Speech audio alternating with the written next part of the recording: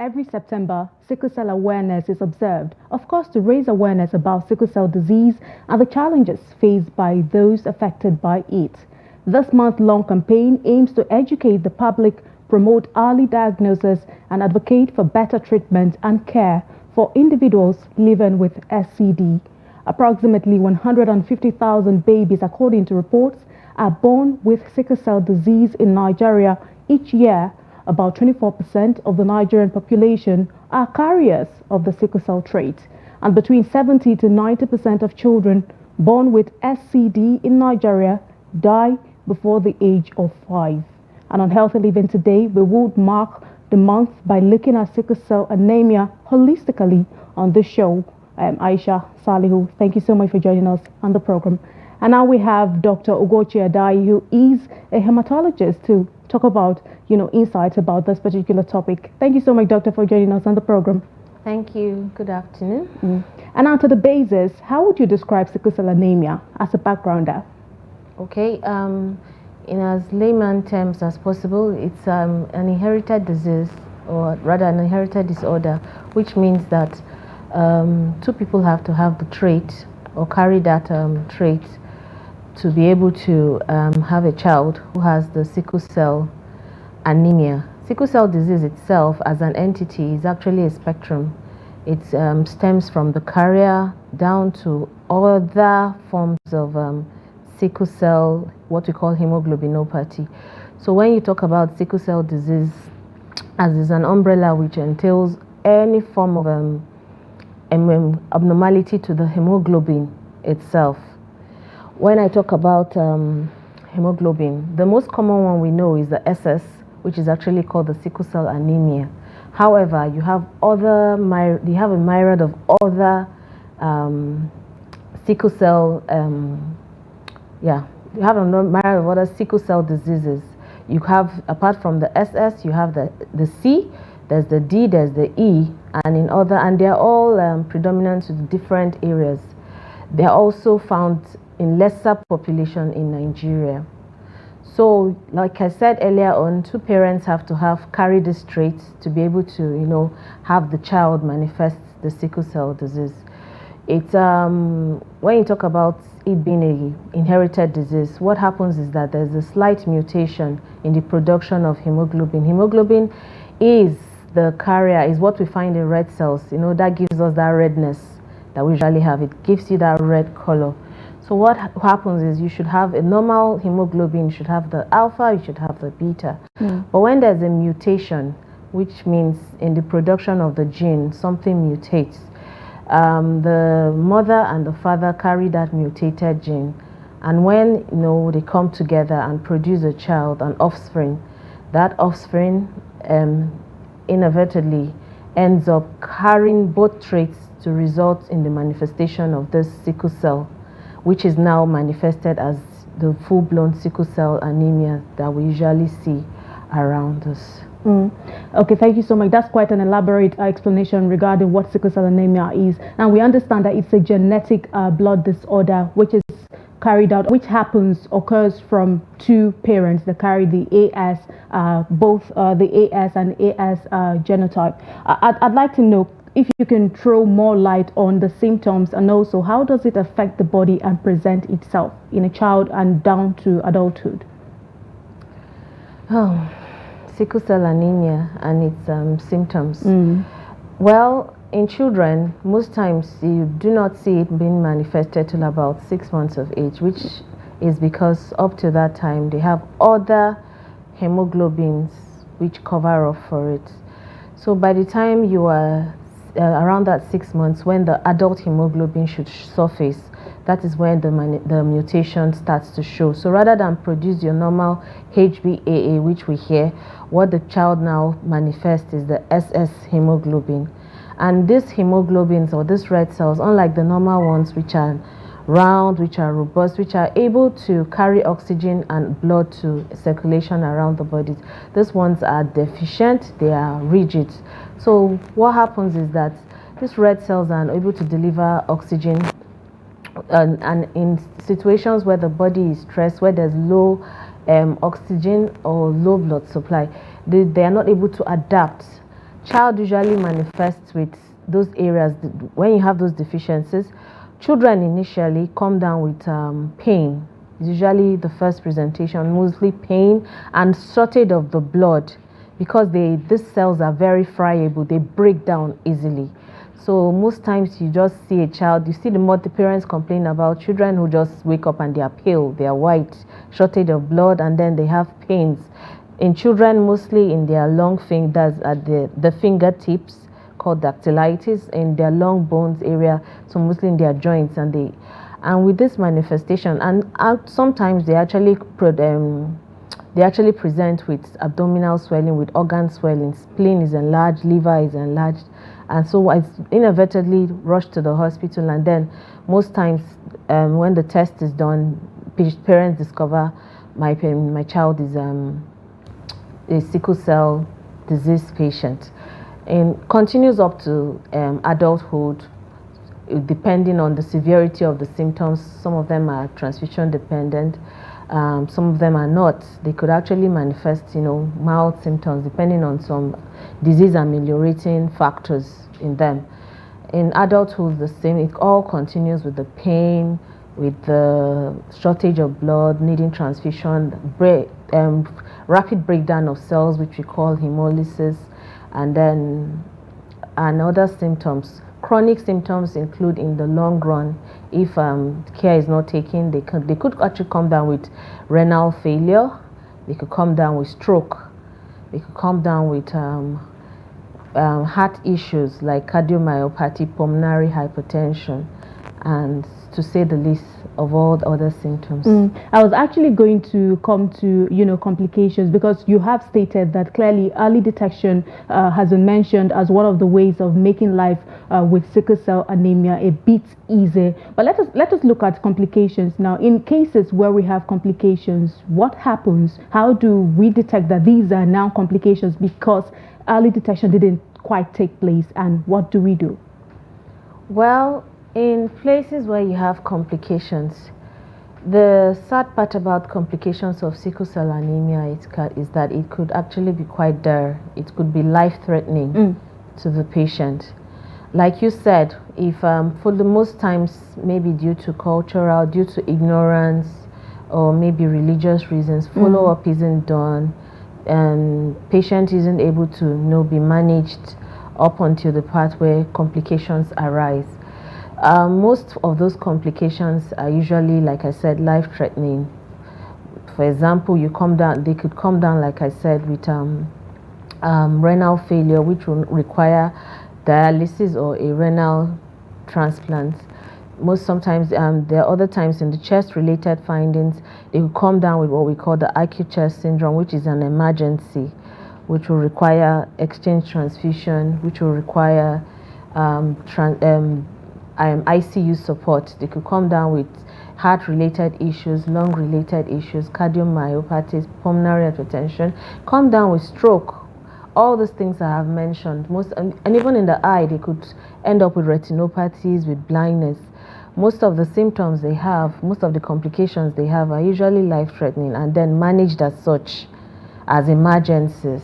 So the most important thing with sickle cell anemia is preventive, to manage the patient and ensure that the quality of life is improved and they do not ultimately or inadvertently end up with these complications in the long run. Okay, now this brings me to my next line of question. I'd like to know, can individuals with the sickle cell trait experience health problems, especially under extreme conditions? We have heard quite a number of conditions where they would say these patients should not expose themselves to maybe cold, or should not expose themselves to mosquitoes, or I just want to know the extreme conditions that they should not be involved in or expose themselves to before. The carriers. Oh well, the fun fact about these carriers, there's a background story behind sickle cell and its mutation. It's been said that sickle cell anemia or sickle cell, the carrier state, resulted from body's protective mechanism to protect itself against malaria. Before the advent of anti-malarials or before the discovery of quinines, and malaria was quite deadly. And because this malaria parasite, the P. falciparum, needed the red blood cells the hemoglobin in order to complete their life cycle. So the mutation occurred so that you produce a red cell which hemolyzes fast, so that inevitably they get into the red cells. The cells are able to break down and they do not complete their life cycle. Now the drawback of this is the underlying factor that the complication of sickle cell anemia. So basically, most carriers, well, people will tell you that most AS people do not suffer malaria as much as others. And yes, you are right. Sometimes they could come down with low red blood cell indices, but not low blood, just red blood cells indices. But they live a relatively normal lifestyle. And yes, we have seen cases where some carriers in really hypoxic condition, like you said, in places of low oxygen, they begin to manifest some bone pain crisis, but most times it's not life-threatening or direct. Okay, now let us now bring it back to the warriors now, those who have the sickle cell disease. Yes. I've interacted with a mother whose child is a sickle cell disease carrier patient. And then she did say that they always try as much as possible to ensure that they don't expose him to mosquitoes. It's more like they are treating him like an egg. He has to stay in an area where that protection is there. I'd like to know why that is. Okay, so I started initially by telling you that the effect of the red blood, of sickle cell anemia on the red cells, we're talking microscopically, is the fact that you do not have a red cell that is flexible. Right. You have a red cell. Our red blood cells were built in a way to withstand any condition. In hypoxic condition, they adapt. When they get into small spaces like the blood vessels, they adapt. It's a factor, or rather a characteristic of them, called the allosteric property. Now, red sickle cells do not have this allosteric property. They are not flexible. They are rigid. And because of that, when they get to, like, for example, when there's an infective process like malaria, like I told you when we're talking about malaria and carriers, the sickle cells, these cells break down easily. For the normal lifestyle of a red cell is about 100 to 120 days. But in sickle cell anemia, they just live for barely 10 to 15 days. They don't last that long so any little thing that can affect the red blood cell affects them. Infection breaks them down easily. They get into tight spaces or places where, for example, when they have to, in cold situations where there's constriction of the vessels and all that, and they get stuck, they cannot find their way out. In hypoxic condition where there's low oxygen, that's maybe when they exert themselves and there's low oxygen, and instead of the red cells to adapt, they get into that shrinking condition, that rigid condition, and they break down easily. They get stuck in the vessels. Patient now comes down with the effect of that sticking, because of the body starts to manifest effects of the low oxygen, low blood supply, which is pain, which is inability of the organs to be well oxygenated. So that is why we usually tell them not to expose themselves to such conditions, because in what a normal HbA person or even an AS person can withstand, their red cells cannot withstand it. So when you say they are treating them like eggs, the mother is just trying to prevent further pain on the child. Okay, now we have talked about risk factors, we have talked about symptoms, we have talked about preventive measures and also complications. Now this brings me to my next line of question that is very, very important. I'd like to know, what are the main misconceptions about sickle cell anemia that you encounter, of course, as a hematologist, and also how do these myths impact patient care? I think the most common one is the fact that people refer to it as bad blood. So when you see patients who come in and they have a lot of scarification marks from parents trying to let out the bad blood, and of course you have that misconception that they are abused.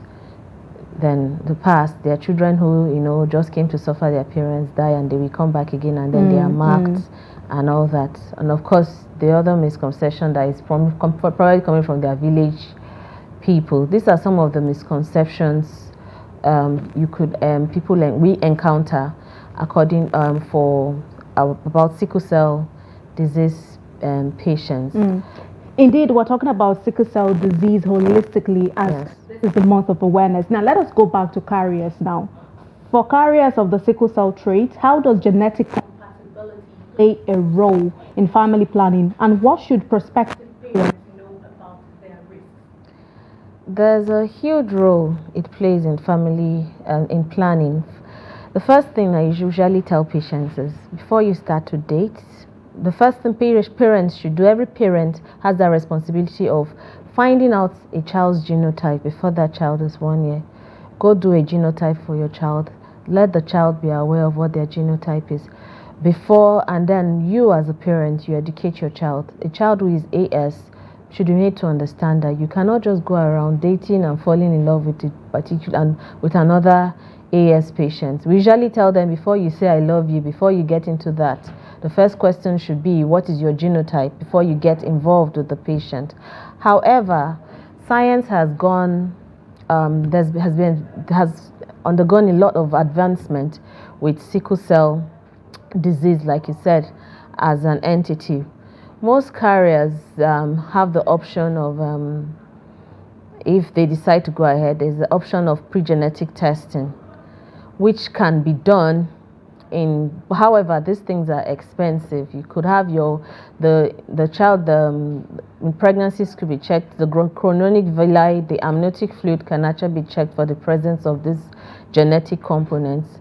IVF, intrauterine in vitro fertilization can be done with pre-genetic testing on these eggs if you decide to go ahead. But I think the major or the main thing is prevention. As much as possible, if you know your genotype is AS and you know your partner's genotype is AS, as much as possible, do not take that risk. For every AS who gets involved with an AS, the child has a 25% chance of having or getting sickle cell anemia and a 50% chance of becoming a carrier, and only just 25% chance of coming out as a HbA normal genotype patient. So why undergo that risk when you can, prevent that, the whole myriad of complications that stems from having a child who has, could come down with the HbSS. Mostly doctors will tell you about lifestyle modification for a number of diseases or health issues. Now this now brings me to the question, how do lifestyle factors such as diet, hydration and stress management influence the health outcomes of individuals with sickle cell anemia? It goes a long way. It goes a long way. We found out that ultimately they are able to have good quality of life if they adhere to this. Like you stated earlier, you rightly stated, when you told the story about the mother who treats the baby and the child like an egg, you find out that stress conditions like cold, dehydration, and all whatnots could trigger those crises. So find out that when they are well hydrated, avoid these conditions that could trigger it, and then take their routine medications like Paludrin for malaria prevention, folic acid to help with DNA and the constant breakdown of cells, and then constant follow-up. Ensure that you do the organs which the end organs which are affected are being monitored every year. Do your renal function test at least every three months. Check your food blood counts every visit to the hematologist. Do an eye checkup at least once a year. Do an echocardiogram or CT scan of the brain or MRI of the brain once every year. With this, we found out that they are able to have a good quality of life. So most of them go ahead to go to school, get married, do whatever they want to do. We have grandmothers, we have grandfathers who have lived with this situation and actually doing well. They are managing their lives as best as possible. Okay, now just before we go, we have to talk about advancement in sickle cell disease treatment. I'd like to know, what are the latest advancements in sickle cell anemia treatment, and how effective are therapies like gene therapy and stem cell transplants? It's come a long way, and there's the happiness that comes with knowing that it's no more a death sentence for patients. So with the advancements, it's not just there's the gene therapy like you mentioned. there's the stem cell transplant. But apart from that, there's been breakthrough in drugs, medications. We have some new drugs. We have the hydroxyurea, right, which helps to increase. We found out that if they can't produce HbAA, at least they can increase their HbF levels, and it has been shown to be a very good disease modifying agent for them. Decrease crisis, decrease the need for blood transfusion. Other drugs in the market include L-glutamine, include Voselector, and then right now a lot of drugs are under clinical trials. The crenalizumabs, the mitapivats, all these have been found to be agents which they've been found to be anti most of the radicals or the pathophysiology behind sickle cell anemia. Most of these drugs have been found to combat most of those things that end up leading to the shortage of blood, you know, the pain and even the complications. And then the gene therapy, of course, it's been a breakthrough. However, the drawbacks, you know, is how expensive it can be and all that. It's able to, stem cell therapy, gene therapy is able to provide a cure for the sickle cell, so that from SS you could actually end up with the AS or even an AA genotype if done. But it should also be known that it does not come without its own complications. So what would be these complications around the stem cell transplant and also the gene therapy? Like every procedure in life, everything has its complications. Stem cell transplant comes with its own myriad of complications. First of all, the need to find a suitable donor. There could be the complication of rejection. Okay. There could also be the complication of, you know, the initial period of pancytopenia, meaning the blood may not be able to recover as early as possible. There could be the complication of infection killing you, or sepsis. Other complication includes what we call the graft versus host disease. So yes, you may have the genotype being changed, but those complications could actually hinder, you know, the progress and the aptitude for gene cell therapy. The same. There's also the CAR T cell therapy, which I didn't mention. You could have what you call the cytokine storm in them. So most times, in as much as it's advisable, in as much as it could change, is a game changer, it should also be known that it doesn't come without its complications. There are people who have gone ahead and done that, and they are happy, and they are living their best lives, you know, managing their symptoms. And there are others who sadly go to do it, and you know, it doesn't pan out well. But if we usually advocate that, if, like I said, you could have the severity of symptoms differ. So if the sickle cell anemia, it doesn't affect the quality of life so much, if you're still able to, you know, manage with all the care and all that, and able to live your life the way it is, do the things you do, maybe with some mild pains there and there, and then adhere to your drugs, you know, adhere to your follow-up and investigations. It could be advocated to, you know, not to go that route. Just manage your life and then continue. But we usually leave the transplant for patients who, you know, the quality of life is affected, you know, pains all the time, transfusion dependence all the time, and of course have the financial means to be able to do it.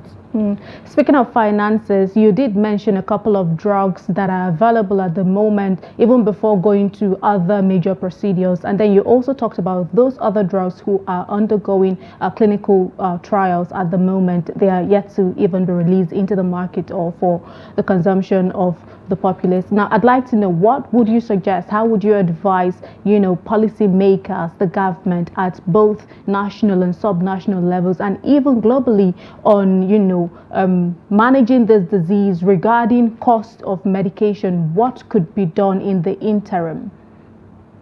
Well, based on the fact that it's actually endemic in our environment, right?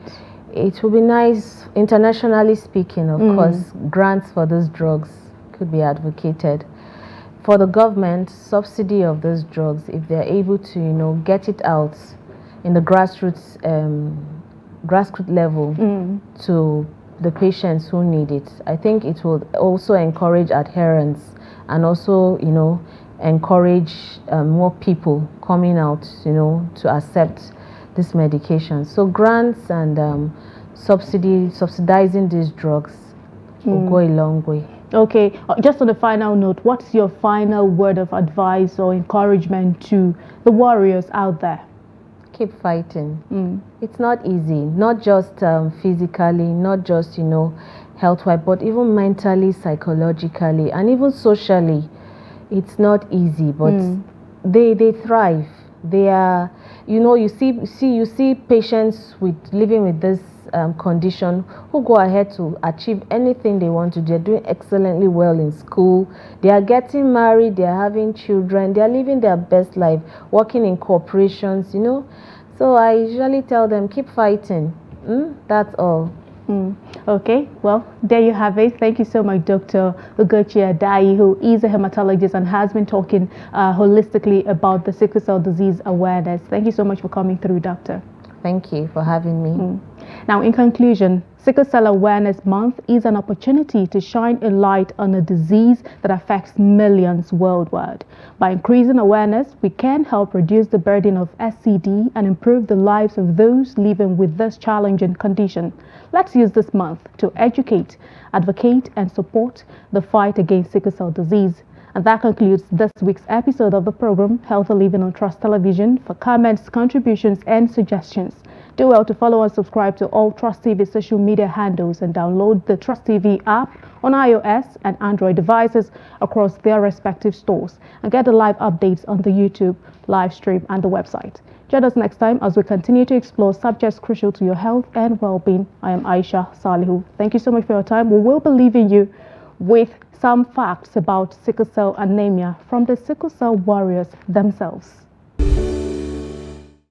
One popular myth or misconception that people have about people living with sickle cell anemia is that people living with sickle cell anemia are opioid drug seekers.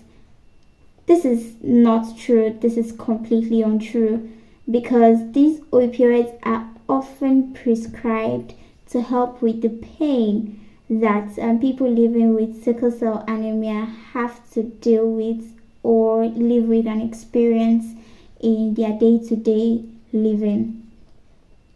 I also just want to use this time to support and encourage people living with sickle cell out there. I know it is hard when the pain and the crisis comes.